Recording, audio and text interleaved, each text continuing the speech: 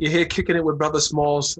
We have a special guest, the Honorable Jared Rice, and we're just definitely looking forward to sharing some of his insights. I'm glad that he made the time to kind of be on the show.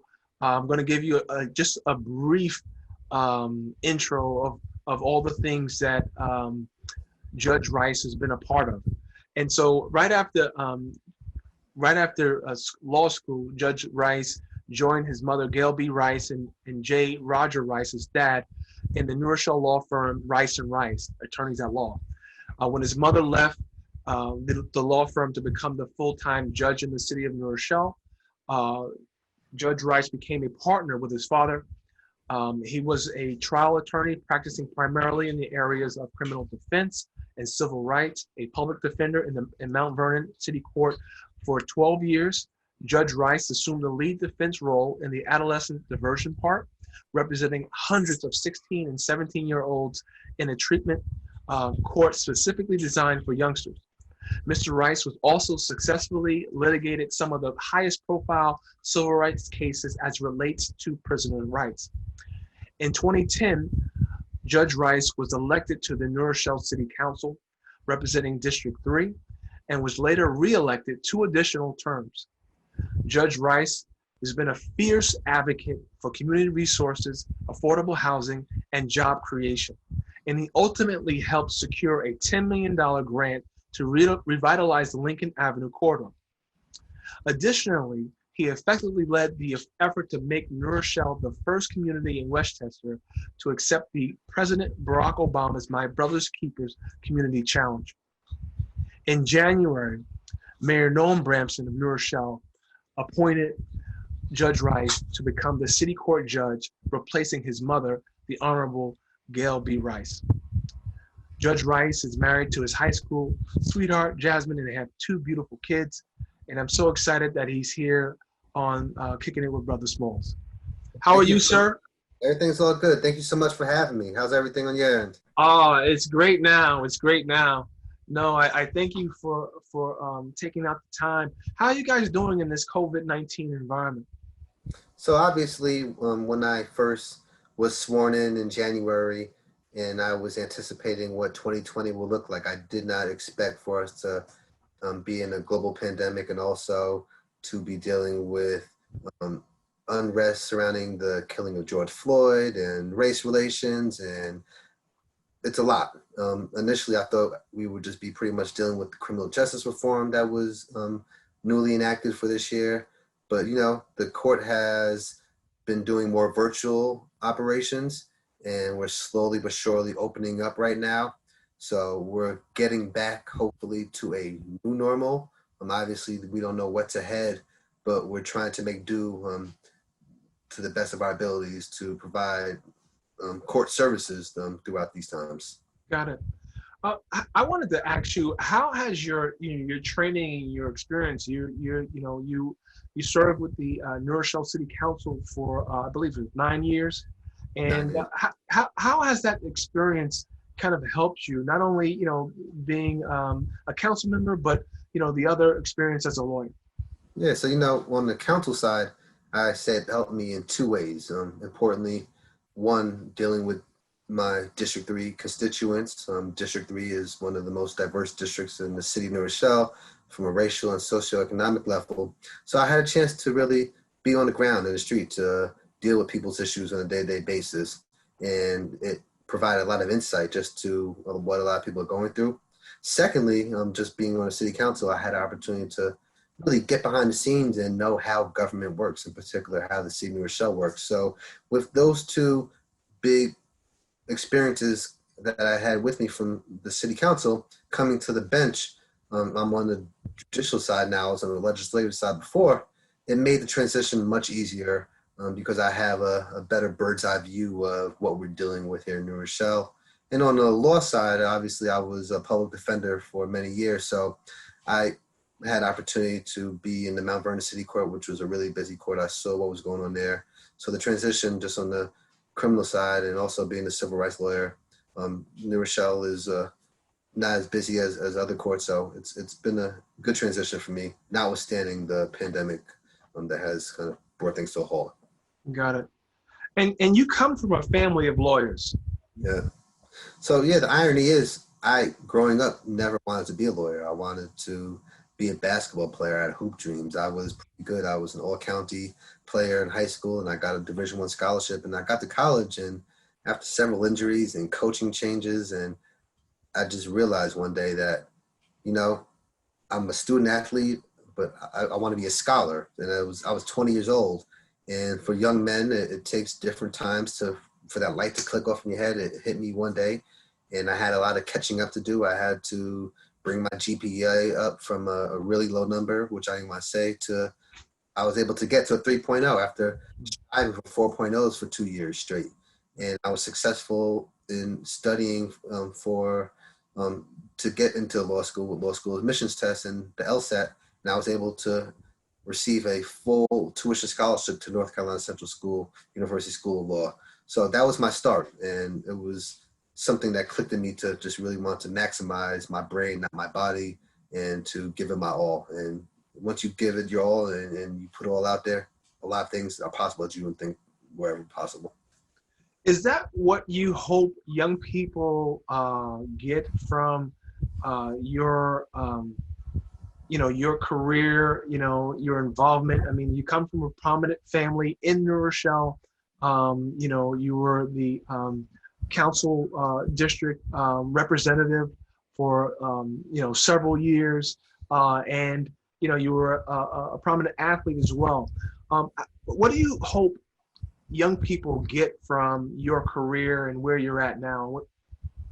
Well, a lot of it is you don't know a person, you just see a person. So one phenomenon that I've experienced every day I step out on the bench is when I step out in the courtroom and I have my robe on and I just glance at the audience and I see their eyes on me, and everybody's just caught off guard. They're taken back that it's a young black judge that's coming out, and people aren't used to seeing that. So representation matters, just to see somebody who looks like you, and to know that that person understands you, because when I take my robe off, I'm looked at through a lens that everybody else is looked at.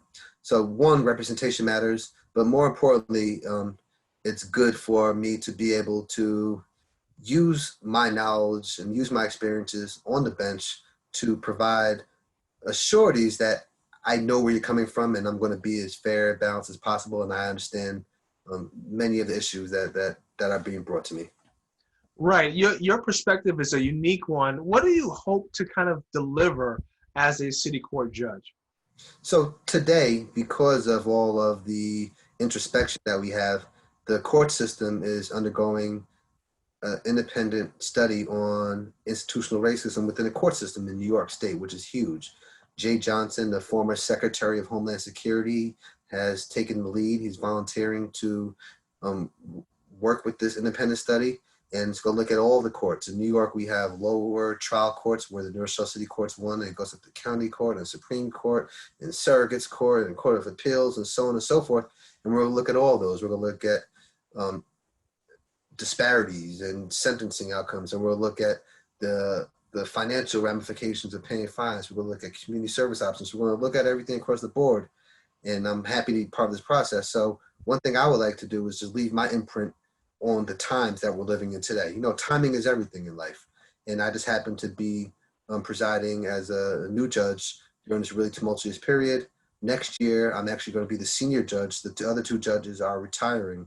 So when you turn 70 in New York, you're forced to retire. So you can't no longer be a judge. So we'll have two new judges coming in. So I'll be 1 year worth of experience and two new judges with 0 years of experience. And it'll be a new experience for me next year as well. Wow. Got it. Just like that. So again, you did mention, all of the things that are happening just due to, one, COVID-19, the impact on the courts, right?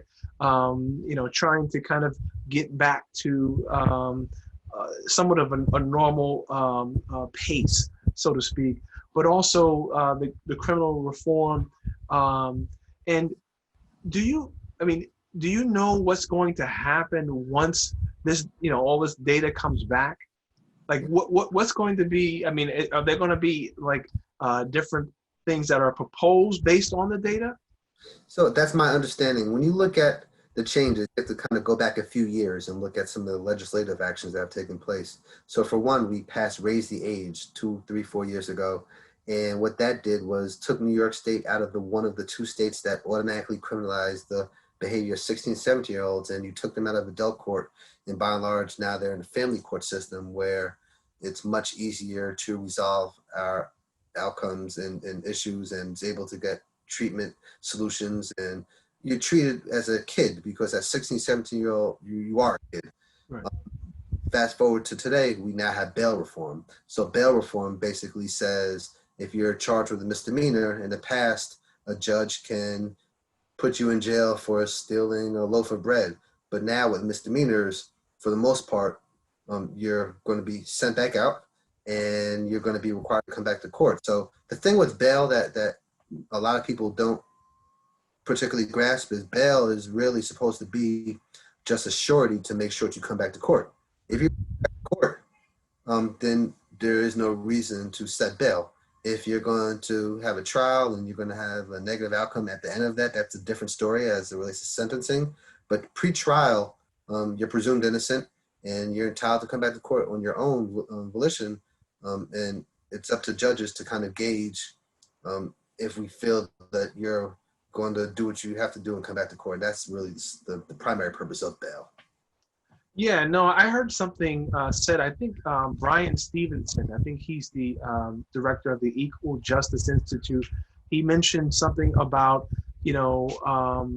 justice at times has more to do with your means as opposed to your guilt or your innocence.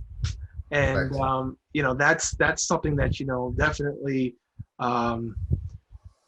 It's not the right thing, obviously.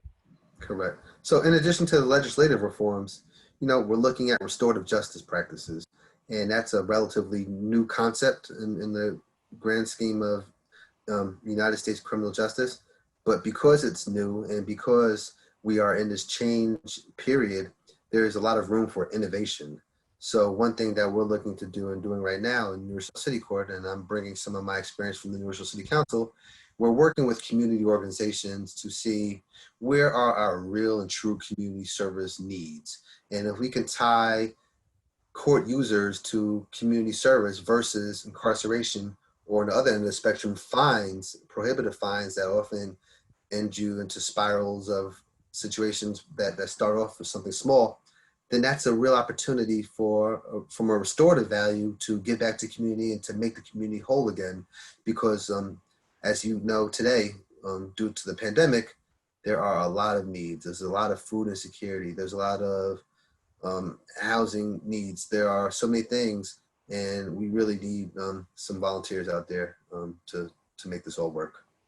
Yeah, I mean that's really really interesting because I've always wondered about the reentry process as well because and it bothers me that someone can pay their debt to society, but then when they come out, they still continue to pay. They're kind of not able to really fully integrate back into society. Correct. So there are a lot of barriers. There are voting barriers. There are housing barriers. There are education barriers. And you and I, when I was on city council, we worked on together a ban the box initiative, where in the past on job applications, there was a box that said, have you been convicted of a crime? And we were able to get that box removed. And what that does is allows one who is qualified to actually get to the interview stage and explain yourself and explain why you're qualified for such a position without automatically having your application thrown in the garbage because you checked that one box that you were convicted of a crime before. So the reentry piece is a huge piece. It's a piece that there's a lot of work to be done on. Unfortunately, unemployment numbers today are sky high, and it's tough just around the board to get employment for people. So we have to be a little more creative, and we need to look more holistically at how we deal with this one population and figure out what skills we can utilize from them to make them part of society again. No, I understand. Also, in prison, they work. They have skills. There's major corporations that use the labor of prisoners. And once they get out of jail, it baffles me that they're not afforded an opportunity to at least work for that same organization, maybe in a different capacity, maybe at a different salary range, but to be able to work. I mean, work is so important. Yeah. So it takes advocacy, right?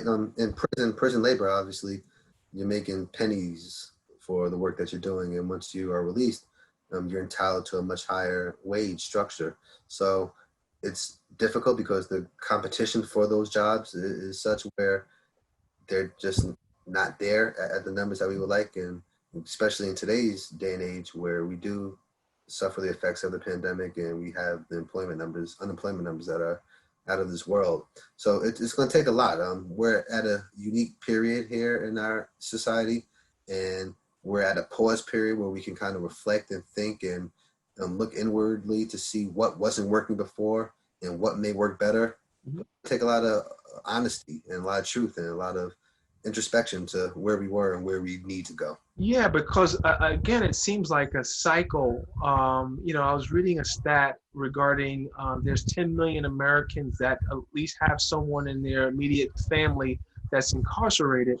And as you know, Judge, the impact of broken families, the impact of fatherlessness on communities is tremendous. And so, I mean, if we kind of value those things, maybe the resources are diverted to those, to that area, Right. because what you really want to do is build a family back, right? If Correct. somebody's, a father's missing, a mother's missing, or a son is missing, and then they come back, you really want to be able to build that unit again, or help to build that unit again. Right. So I think you said it's resource allocation, right? And anything is possible. And I could say, as somebody who lived through 2020 or half of the year 2020, I never would have thought in a million years that New York City would have been shut down, that Broadway would have been shut down, that professional sports would have been shut down. Just never. I thought that was impossible.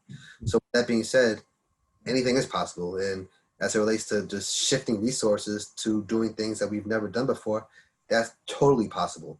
And if we look at things smartly in ways that are more fair as far as what society can become, I think that there is promise. Well said. What do you think about, again, this whole movement, or this whole idea of, we're kind of looking at all the various different systems, in the United States, and the court system. We're looking at these systems to kind of see how to be smarter. Yeah. So what can we do, or what are we doing, or well, I mean, I guess what is your I guess you did say it, as far as we're looking at these systems differently. I mean, what you're doing in the court system, we're looking at it, and hopefully the data that comes back, there'll be some change. And I think other industry are doing that as well, and it's something to be hopeful about. So one thing that I can say is that, as you can see, people are now becoming more informed and better informed and taking more time to focus on the issues that we need to be focusing on. So it starts at the ground level, it starts at the advocacy level. And because once you get to the court, by and large, a lot has happened. You're 18, 19, 20 years old or older or much older, and it's not preventative at that point. It's more restorative. And what can we do to fix a lot of the issues that have brought this individual into the court system? And that comes with the job training, that comes with the mental health component, that comes with the support and therapy and family structures that we need to rehabilitate. So there are a whole host of issues, but the problems are so deep and so ingrained that it really takes the people at the ground level to start advocating for. No, you mentioned it, Judge. I believe that we need to have more community fathers and mothers, more community brothers and sisters, big brothers and big sisters, and aunts and uncles, and because it's not a one size fits all. It's not going to be just one particular program or strategy that's going to do it. It's going to really be like you said, the grass level, ground level, so to speak, way of addressing it.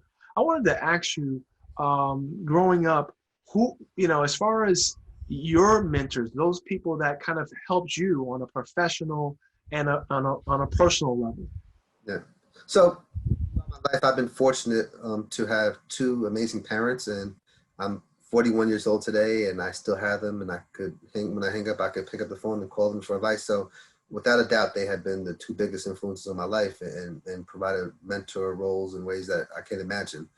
But throughout my life, I've also been fortunate enough to have come across different individuals at different times. So what I like to do is take advantage of those opportunities and show humility and not talk. I think so many young people, and I was young once, and young people a lot of times think they know everything. And there's a lot of people out there who want to help you, and it just requires you to kind of just listen for a second and to take it in. So growing up, I started in basketball, and Kelly Johnson was my first coach. He showed me a lot of the ropes. High school, I had Reverend Sampson and Coach Harris. In college, I was able to gravitate towards some of my professors and deans. In law school, I had a dean, Dean Douglas. He was from New Rochelle, and he was the one who inspired me to get a high LSAT score so I could get a scholarship to law school. And he's still a good friend to this day. All throughout life, even until today. Now I have Judge Davidson, somebody who I could lean on and call, and she could shine to show me how judges operate and how they're supposed to act. So it's all about taking advantage of the people who are in your life and being humble enough and show enough humility to get them to want to help you. No, that's a key point, being humble, and being open, right, to instruction and correction and that sort of thing. That's huge. Judge Rice, I thank you so much for your time, your insight. And I just wanted to kind of just open it up for you, just, to say whatever you had on your mind to the viewing audience. I do appreciate your time. Yeah, I'm in an amazing position right now of authority, and I don't take that lightly. The weight of it is understood on a daily basis. And when I get out to bed in the morning, I want to do the best job I can. I want to provide fairness and equity and justice in New Rochelle City Court. And I strive for that every single day. And just know that I take this so seriously, and I give it my all. And I'm trying to set an example for others who are coming up as well, so they can kind of see what I'm doing. And you just do it with dignity and honesty and truthfulness, and that's the only way to do it. Wow. Well, thank you so much for your time, Judge Rice. All the best to you and yours. And I'm hoping that you'll be able to come back, on the show, just to kind of, give us an update. Yeah, the way 2020 is going, who knows what 2021 will be like, but I'm hoping that I could come back and share some of the progress that we've had in the court. As I said, I'm going to be the senior judge next year. The two other judges are turning 70 this year, so there'll be two new judges, and we'll see what we're able to do moving things forward and progressing to the heart of the 21st century. Thank you so much, Judge Rice. Thank you. All the best. All right. Take care. Thank you, sir.